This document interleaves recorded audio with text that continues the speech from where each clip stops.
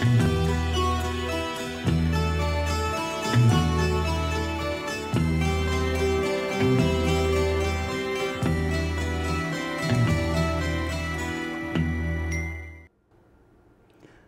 back to this course on polymer chemistry, and in today's 19th lecture I am going to cover the rest of the discussion on anionic chain polymerization, and then I will start our discussion on chain copolymerization. In this lecture we will try to cover anionic chain polymerization, which we started in the last lecture, and we will complete our discussion on termination reaction, and then touch upon the kinetics of anionic chain polymerization and also the molecular weight in this type of polymerization, and then talk about briefly about the practical aspects of anionic chain polymerization, and then we will start this chain copolymerization, which I will continue in the next lecture as well. Now, let us recap the lecture we had in the last time, lecture 18, where we talked about the cationic chain polymerization, kinetics and energetics, and we started our discussion on ionic chain polymerization, and we talked about general features of anionic chain polymerization and different types of propagation, initiation mechanisms, propagation, and we just started a few examples by which anionic chain polymerization can be terminated. Now, let us go back and just look at the initiation process once again in anionic polymerization. We had discussed mainly two types of initiator. One was organometallic compounds and another was electron transfer to reactant transfer reaction. Now, recollect from our discussion from last time that we had this given example of butyl lithium, which is a very strong electrophile. So, the monomers which does not propagate, the monomers which do not propagate with a very highly strongly stabilized anion, you require this strongly nucleophilic anion. So, this can be utilized to initiate anionic polymerization of say styrene, isoprene, and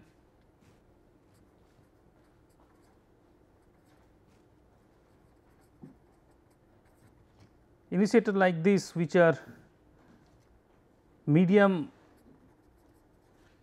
nucleophilic, they can be utilized to initiate monomers like methyl methacrylate, and this type of initiators, which are very weak nucleophiles, they can be utilized to initiate a very strongly or highly stabilized propagating anions like cyanoacrylate,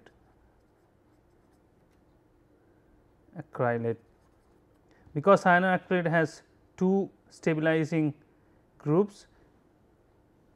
This has the propagating anion from cyanoacrylate is highly stabilized. So, you can actually anionically polymerize these cyanoacrylate monomers with a very weak nucleophiles. You can also polymerize with the strong nucleophiles as well, but this type of monomers can be polymerized anionically by very weak nucleophiles. Now, we talked about this electron transfer, the initiation by electron transfer example we gave is sodium and naphthalene, and we talked about propagation step and how propagation step depends on the solvent polarity. And we started our discussion on termination reaction for anionic polymerization. Now, if you can recollect from our discussion that it is in anionic polymerization you have no bimolecular termination, and in fact, in absence of any side reaction, if you have taken care of the condition reaction condition such a way that no impurity is present and you taken care of all the other purity aspects, then most of this anionic polymerization actually propagate without termination. So, this anionic polymerization mainly happen without termination, as long as termination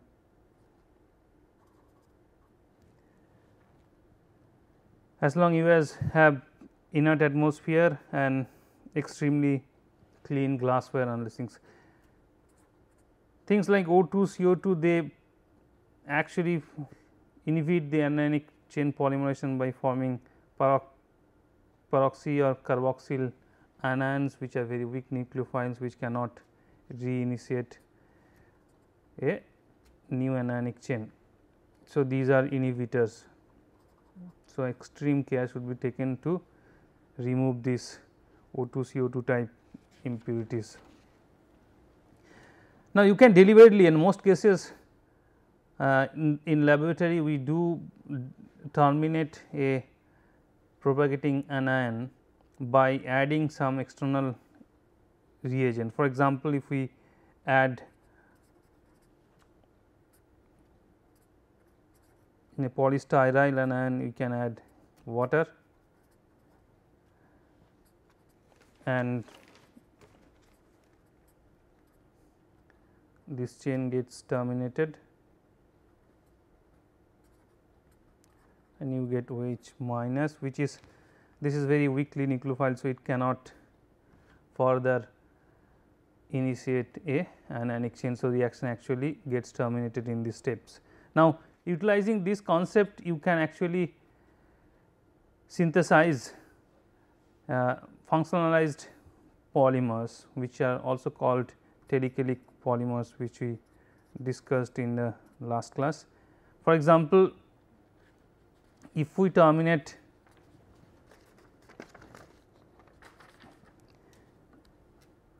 say I write a general expression of a general polymer and you terminate by carbon dioxide and then acidify the reaction medium, you get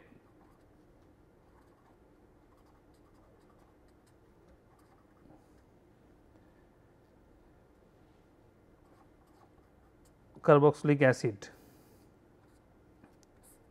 You do the same thing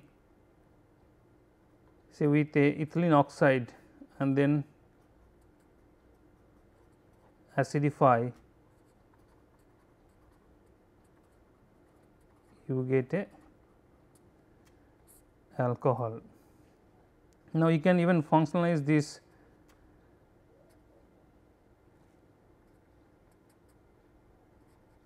by such reagent, and here you can make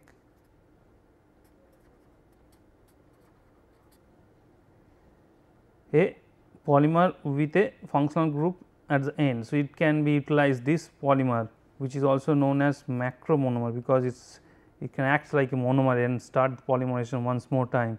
So, it is basically macromolecules with a behaving like a monomer. So, we often call this thing as a macromonomer. So, you can create in this way macromonomer also, which you can utilize for further polymerization. Now, you can synthesize telecalic polymers by taking a initiator which is already functional groups. For example, if I take a trimethyl protected imine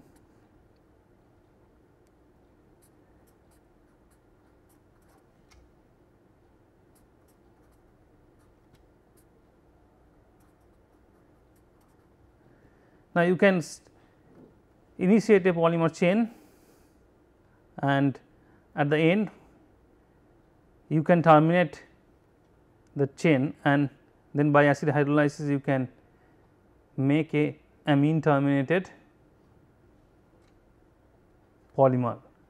So, using these termination reactions with a definite reagents you can actually create, you can terminate and as well you can create functional groups at the end of the polymer chain. So, which is very useful and which can be utilized for several other applications. You can take help of coupling reaction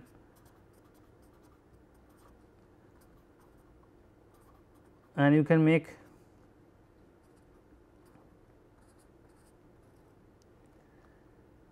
four-arm, in this case a 4-arm star polymer. So, these are the examples by which these are examples from how you can utilize anionic polymers and can make functionalize and the polymers of having different geometry you can make, as we have discussed several times in last lecture, that you can utilize this end and if you add a next second monomer you can actually make block copolymer as well. So, if you take this type of chain and you can add second monomer B, then you can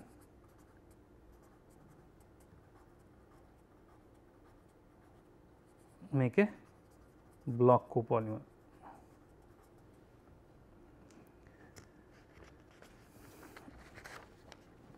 Now, in anionic polymerization this lot of side reaction can happen by which the polymer chain can get terminated and it is especially valid for polar monomers.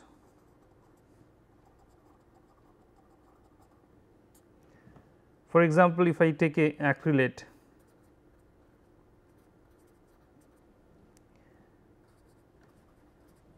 and let us consider a propagating chain and it can actually abstract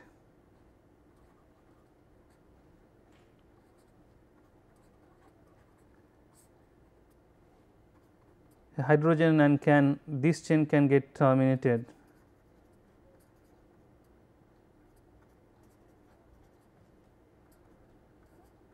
and you can form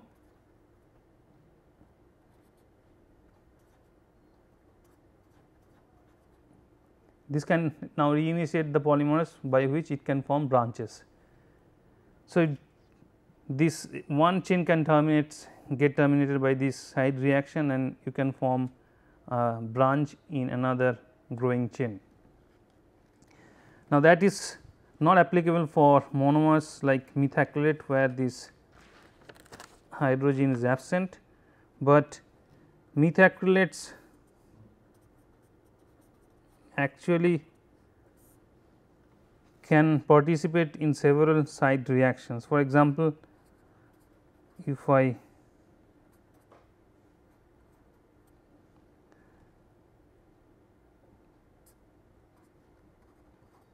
write this,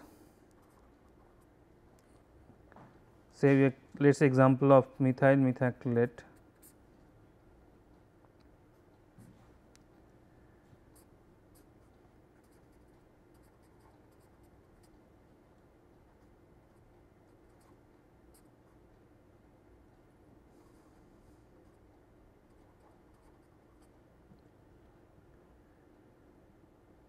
Okay, this is the chain end where you have a carbanion. Now, it can actually from a cycle and it can knock out this methoxy and terminate this chain. So, I can write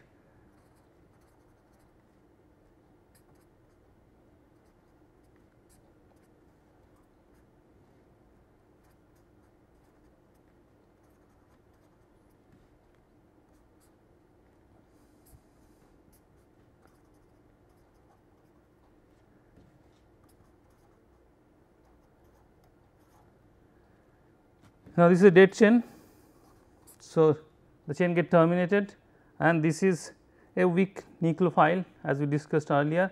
So, it actually often cannot reinitiate an anionic polymerization, and even it does, it actually slowed down the reaction a significant way.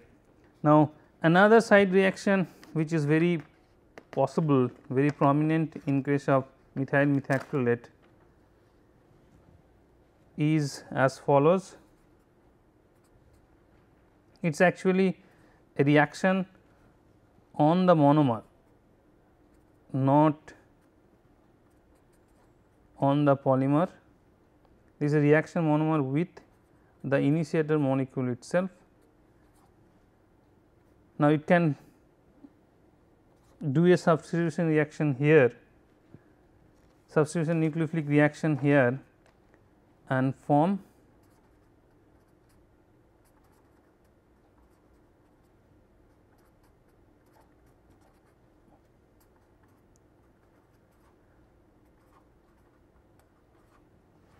again a methoxy group here. Now, this is a different monomer altogether compared to the original methyl methacrylate monomer. So, basically now if the polymer starts is actually a copolymer of methyl methacrylate and this monomer, and also not only it makes a copolymer, the reaction also gets significantly slowed down again because of the weak nucleophilicity of this generated anion.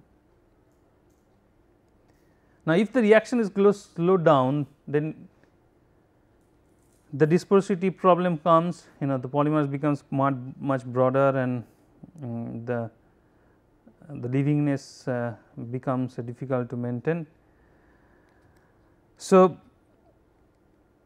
there are strategies which are utilized to minimize this side reaction, especially for the polar monomers. We discussed for examples like for methacrylates.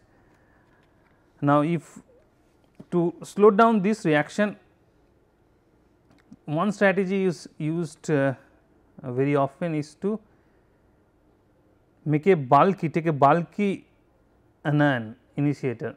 So, that sterically this reaction, these substitution reactions become problematic. So, this reaction, this side reaction becomes difficult. For example, instead of taking butyl lithium, this is a say taking butyl lithium, if you take a bulky lithium group like 1 diphenyl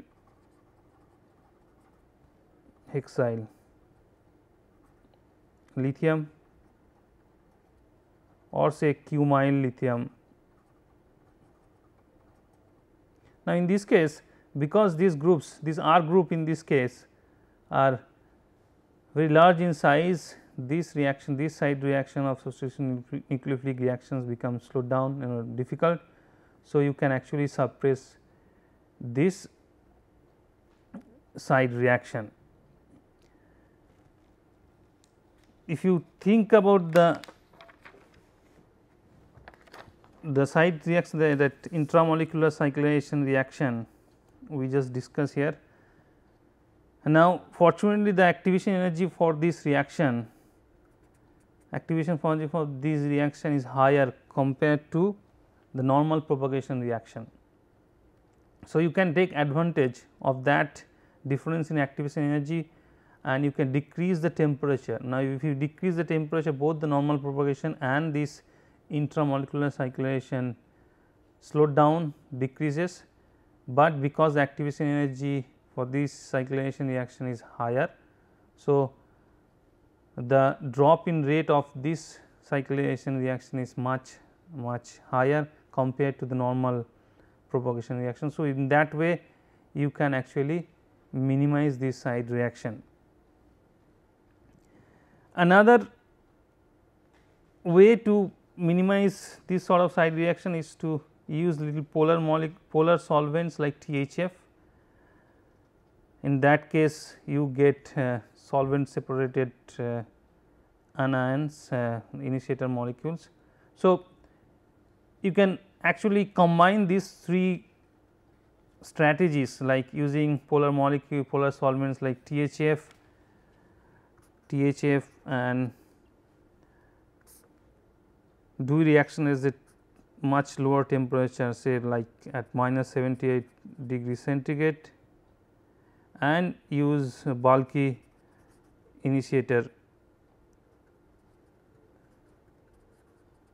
So, by using these three strategies you can actually minimize this side reaction for methyl methacrylate and carry out adjacent anionic polymerization for methyl methacrylate, and this similar sort of strategy can be applied for other polar monomers as well. Now, as we have been talking that this anionic polymerization proceeds without termination, but that does not means that these anionic chain ends live forever.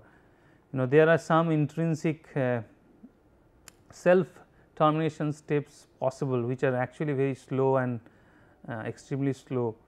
So, in normal time frame you can call those reactions are absent, but during a longer time frame those reaction could be significant, and then by that process that termination the chain could be get terminated. For example, if we take this electron transfer initiation reaction of styrene, now you have seen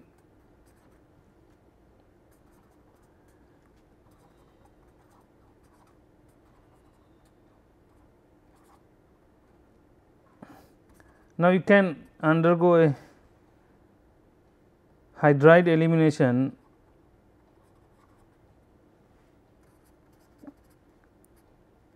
and form a allylic end. Now, this actually this is a very acidic proton. So, it can be easily abstracted by a anion which could be another chain end, the styryl chain end. So, this proton can be abstracted by another propagating chain end and form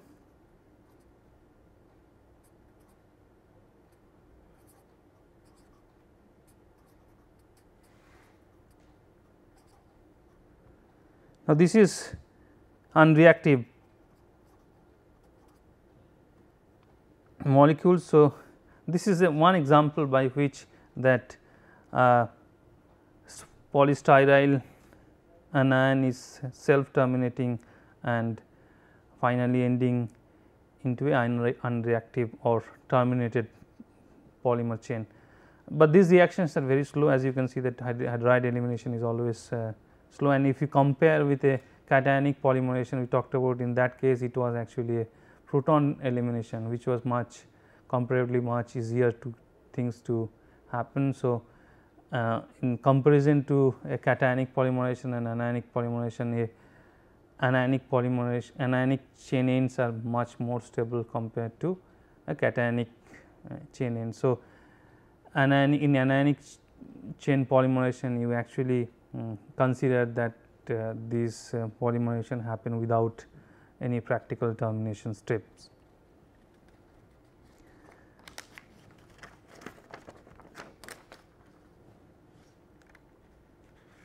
Now, let us talk about this kinetics of anionic polymerization. Now, before we go into detail, let us recap what we learned in anionic polymerization, so that our kinetics understanding will become easier. Now, we know that in case of anionic polymerization, the initiation is faster. Now, remember the discussion we had for radical polymerization, radical chain polymerization, where the initiation steps is much slower compared to a propagation step. But in this case, this ionic polymerization, the initiation steps are much faster compared to a propagation step. So, each initiator generates, and also each initiator, if you taking about the organometallic butyl lithium or a say sodium and naphthalene electron transfer reaction, each initiator molecules actually generates a single carbanionic center, active center.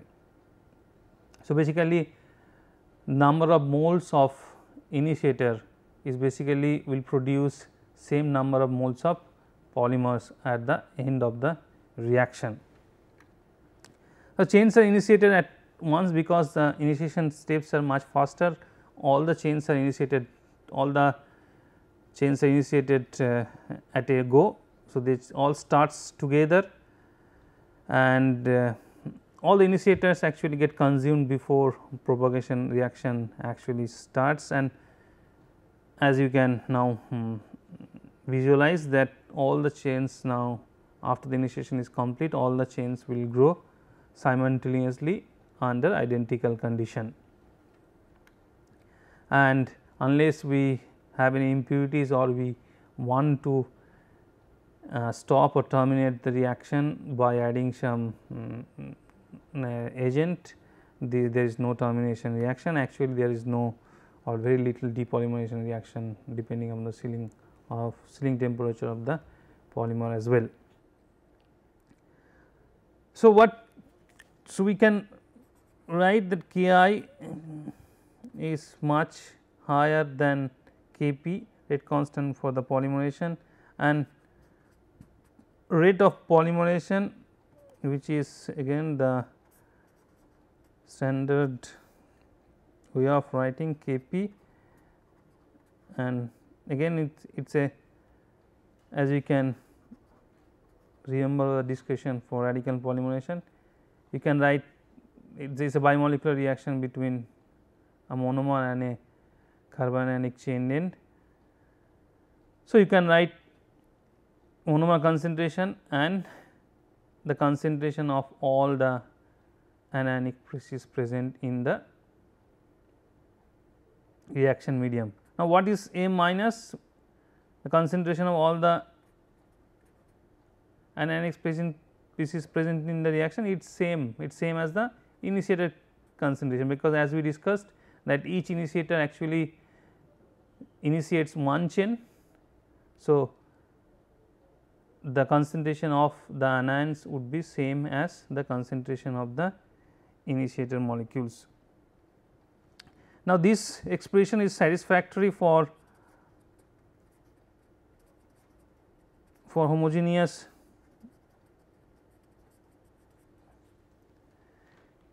and reactions in polar medium.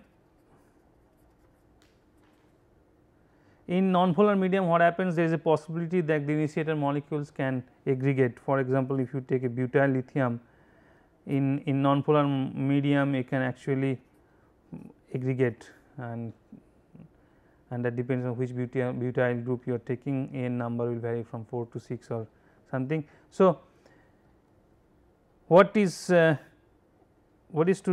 remember that if we take a very non-polar medium or hydrocarbon medium, then this initiator molecules can actually aggregate, effectively reducing the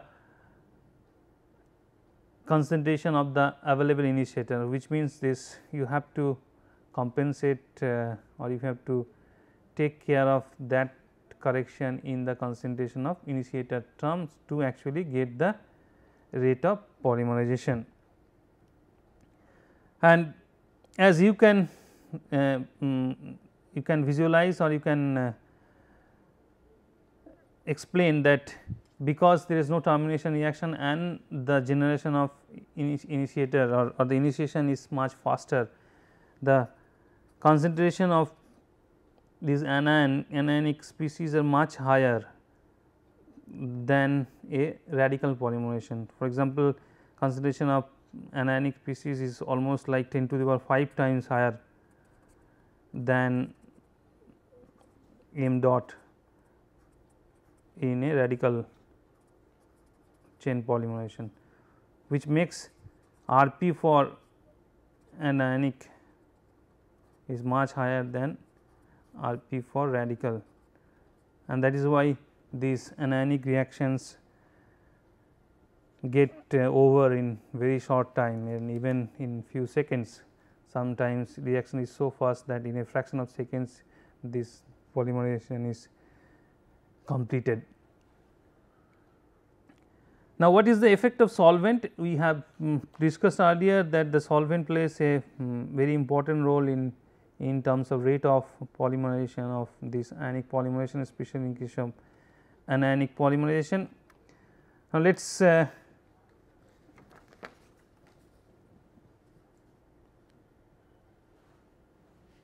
we know that at different state of aggregation, we have discussed earlier that these ion pairs present in different state of aggregation from say tight ion pair to solvent separated ion pair to completely free ion pair. They could exist depending upon the polarity of the medium, they can exist in different state of aggregation, and that state of aggregation will definitely determine the reactivity of the anionic groups at the chain end. If this is the ion pairs are totally separated, they are free ion pairs, obviously the reactivity of the ions, the anions are higher. So, the R p would be higher compared to if the ion pairs are in contact or if they are tight. In case of, if you have consider same solvent, same say nonpolar solvent, the cationic, in case of cationic polymerization, the ions are not as tight as in case of anionic polymerization, because the size of the counter ions like lithium in beta lithium case or some they are small. So, the anions and the cation in case of anionic polymerization are much more tight. So, for a given solvent, especially in non-polar solvent, the rate of cationic polymerization is higher compared to anionic polymerization, is about 2 to 3 times higher.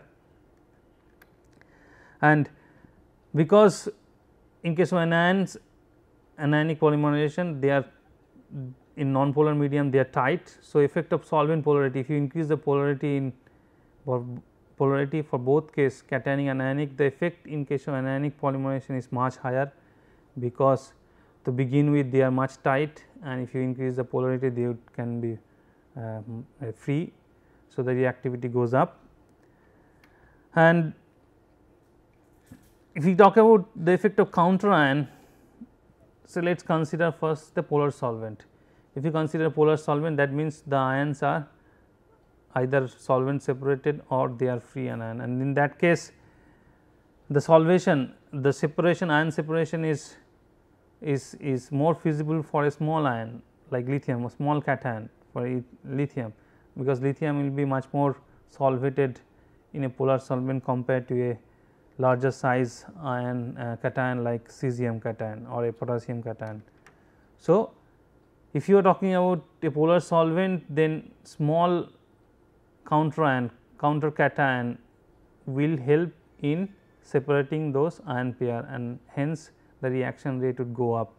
Now, in the case of nonpolar solvent, where the ions, the anion, carbon ion and the counter ion are tight, then if it is the size is higher, the ions are little loose. So, the reaction is higher. So, in case of polar solvent, for a given anion, lithium cation will have a higher reactivity than sodium and potassium and cesium, and in a non-polar medium it would be order would be the reverse. Now, what is the temperature of the reaction rate in case of anionic polymers? It is little complicated, and it is not a very generic way you can actually explain the effect of temperature in case of anionic polymerization. It depends upon the ion pair and the solvent, the polarity of the solvent. But to say least that in polar solvent you have what happens if you increase the polarity of the solvent, the contact ion pairs gets separated, and this process, by this process the individual ions get solvated, and as a result it is exothermic process. Now, it is exothermic process. So, if you increase the temperature, the ions would be preferred to left hand side, which means the ions will be moved towards a tight ion pair sides, comparatively. So, if you compare between, let me write down these things. So, in a polar solvent,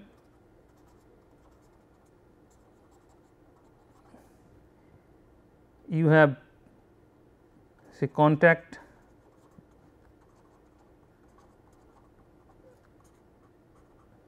and as I said, all these ion pair aggregation are in equilibrium.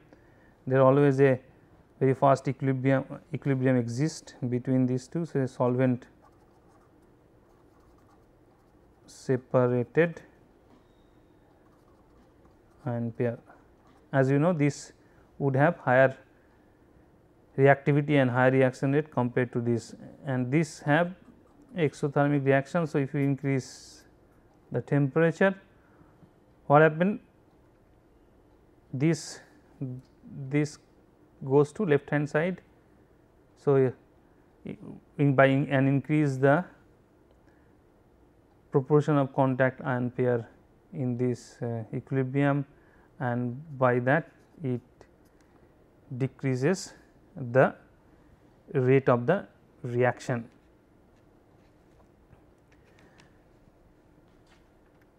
In nonpolar solvent, basically there is no solvation. So, del H is 0. So, basically the temperature has minimal effect in terms of reaction rate. But sometimes what happen in case of nonpolar solvent, this aggregation of the initiator molecules, for example, like butyl lithium, we just talked about that in nonpolar medium butyl lithium could be existing in a aggregated form. Now, that aggregation could be affected by temperature, and it is actually lower temperature the aggregation is less. So, as a result, if you decrease the temperature, the aggregation become less. So, the reaction become faster. So, the reaction rate goes up. So, in both cases actually decreasing the temperature actually might give you a better or higher reaction rate. So, we have now discussed the kinetics, the rate of reaction in case of anionic polymerization, and let us talk about the molecular weight of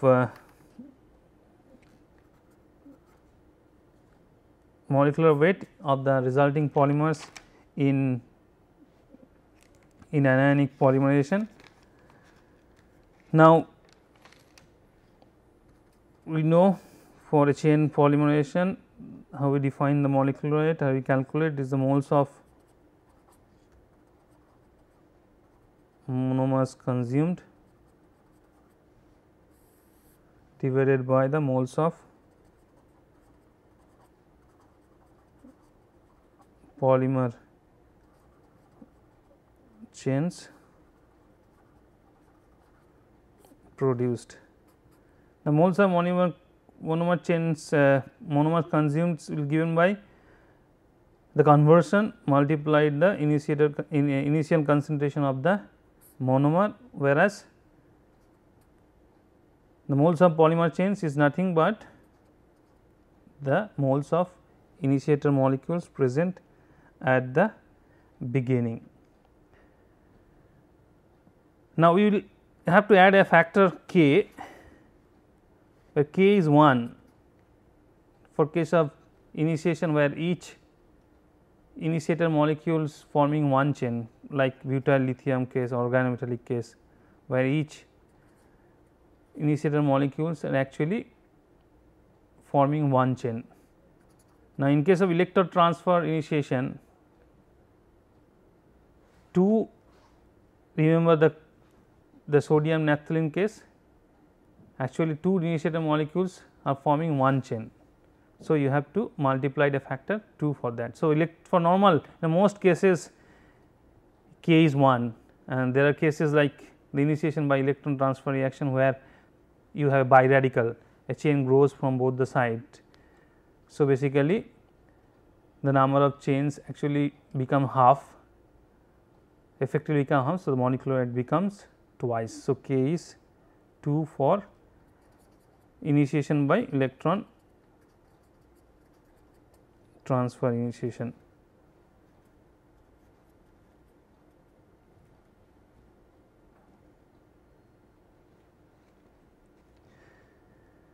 Now, if you have a monomers which for sealing temperature like alpha methyl styrene,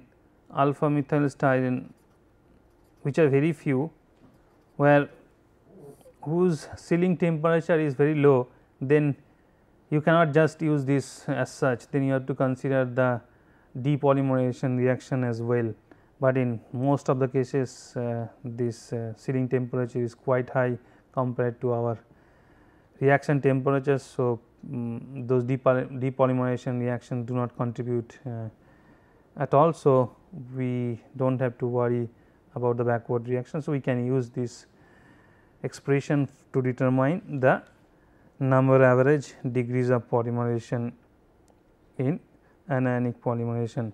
Now, what about the polydispersity mw by mn? Now, this remains very narrow, say less than 1.05, something like that. It remains very narrow as long as your initiation rate is much faster compared to propagation. So, all the chains actually start, as long as we maintain this happens, then all the chains start from same time and proceed or propagate for same time. So, the polydispersity becomes very narrow, and so as long as you maintain or the reaction have initiation reaction is faster compared to propagation reaction, and also in there is no termination reaction. If you have termination reaction, then number of chains would increase than the expected one, and as a result your polydispersity would go up. So, as long as you maintain a pure environment where you reduce or minimize or make no termination reaction and your initiation rate is much faster compared to propagation step, then you can actually get assured that the polydispersity in anionic polymerization would be very narrow, so less than 1.05.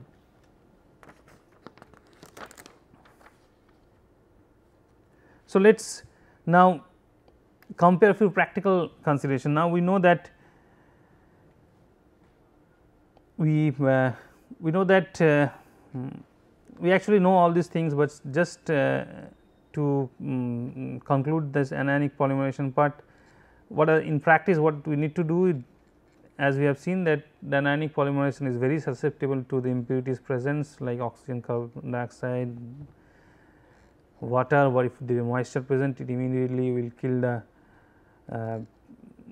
the anion, carbon ion. So, you have to be very careful not having any presence of these impurities. All the reagents which are using monomers and the initiator must be extremely pure.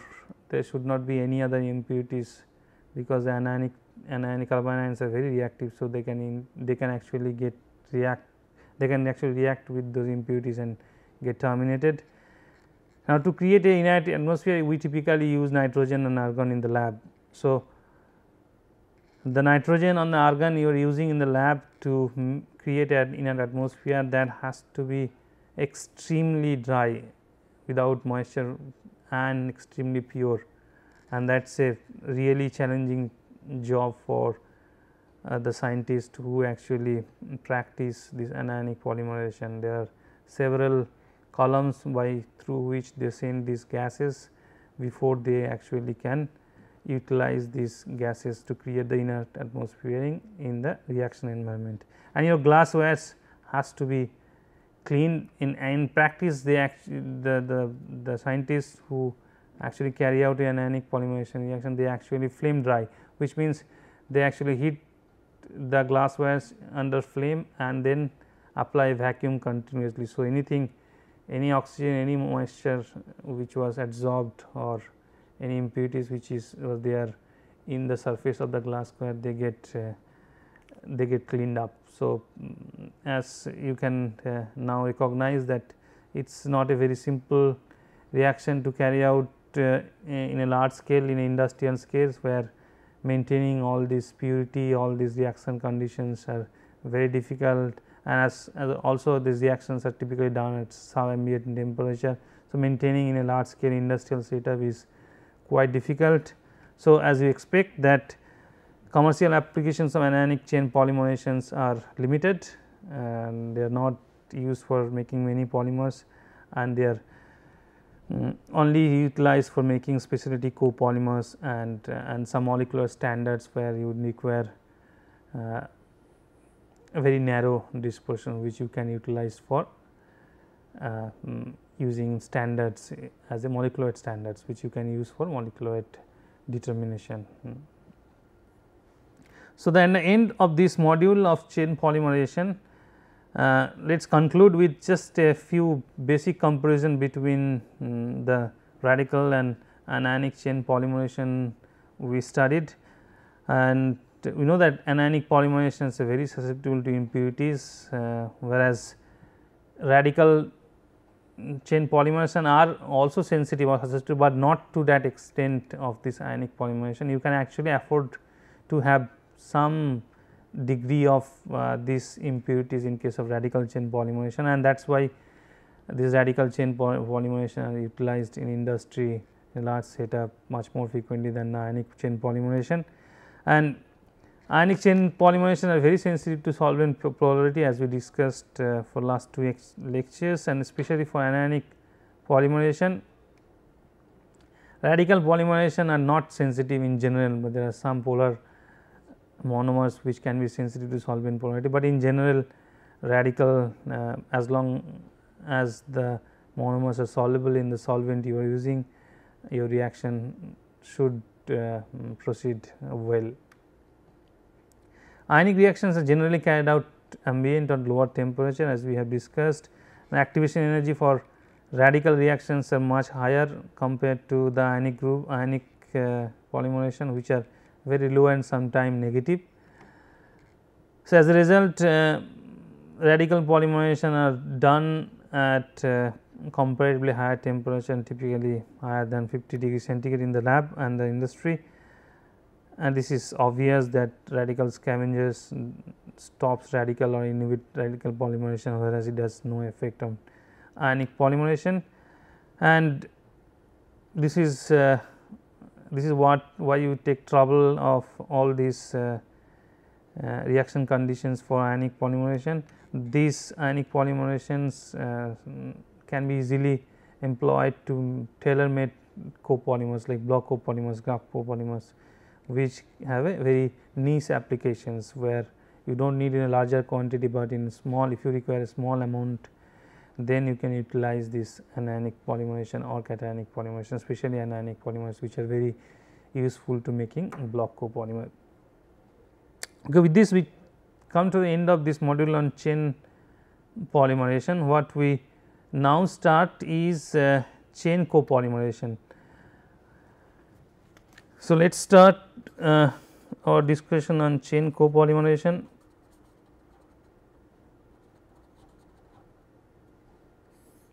Now, remember when you talk about step polymers, we gave example how we can make step copolymerization if we have say 2 different acids, diacids.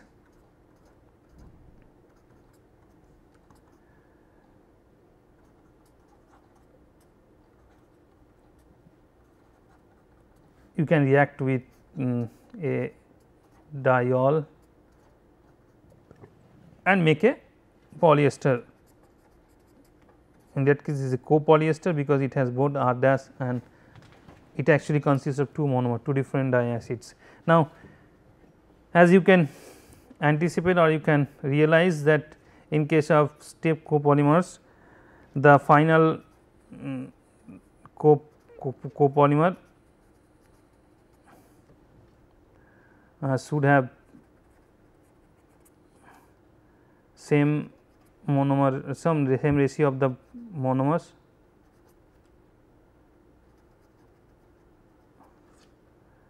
as in the feed,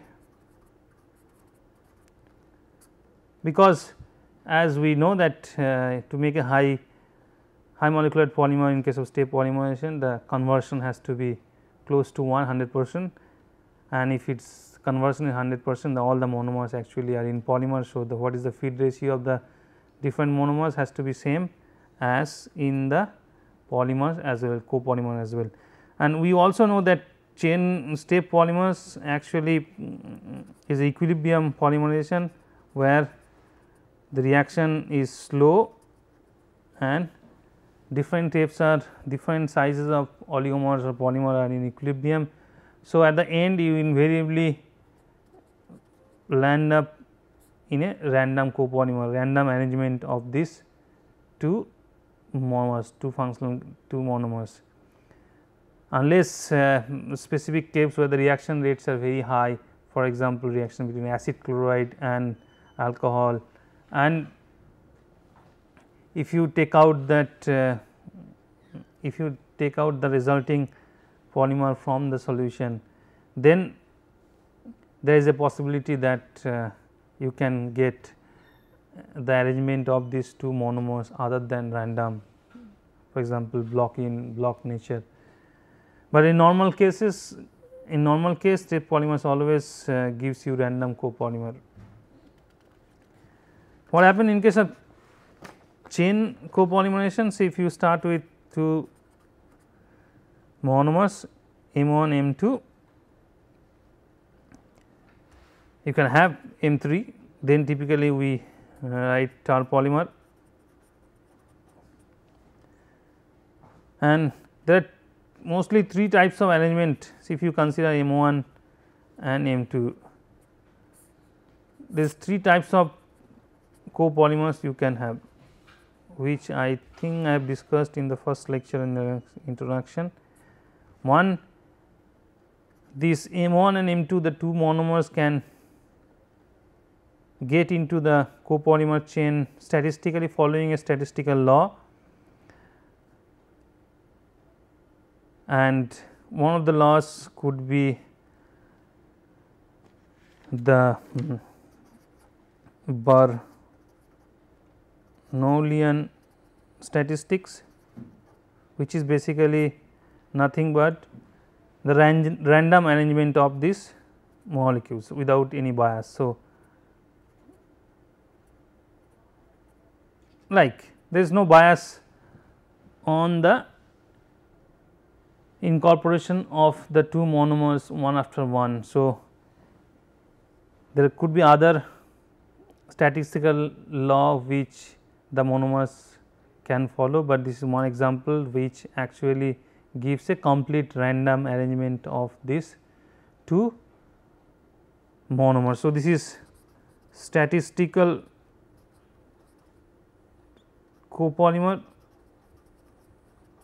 and this particular case of which is lot of time people make these two as equivalent, but they are not in true sense, they are not equivalent. Random copolymers are not always statistical copolymers, but of course, statistical copolymers are random copolymers.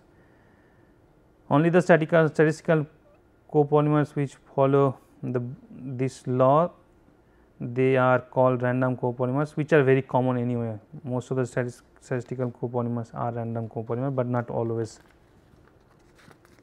The second type is alternate copolymer, where you have alternate arrangement of these two monomer, and third is block copolymer, where you have a significant longer chain of say M1 and a significantly longer chain of NTP. That could be repetition of this. One polymer chain could have several blocks, but this length should be significantly higher, so that we can call them block.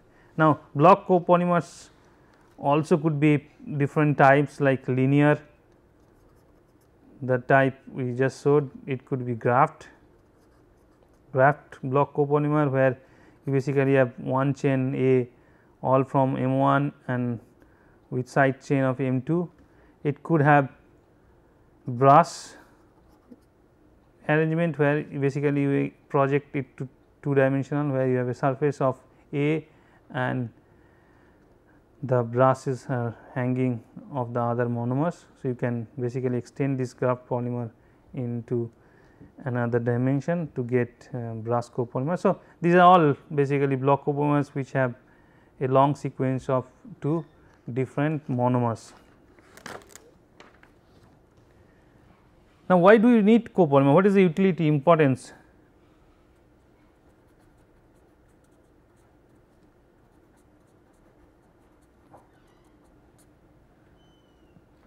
Now, with the homopolymer,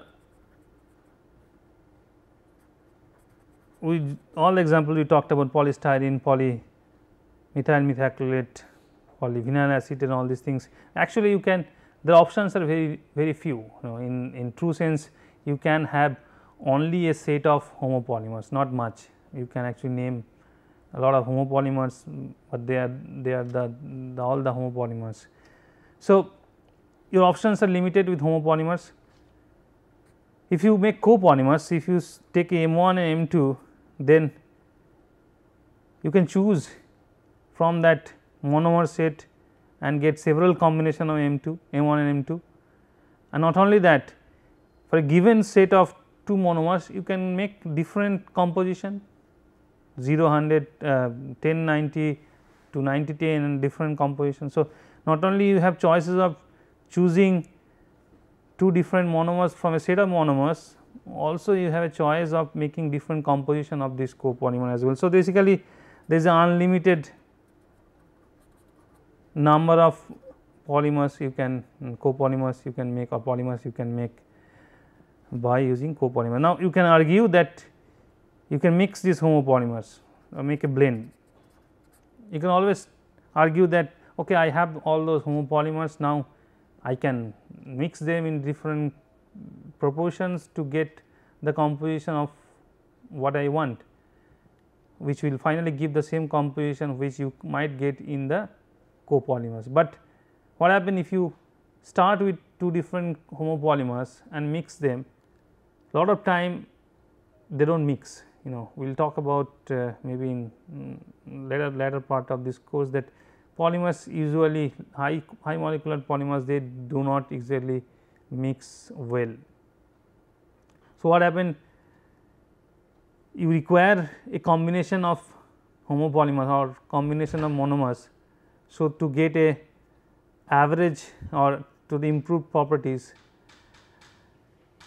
So, what we will do, we will start from this importance part in the next lecture, and we will talk about details of chain copolymerization in the next lecture.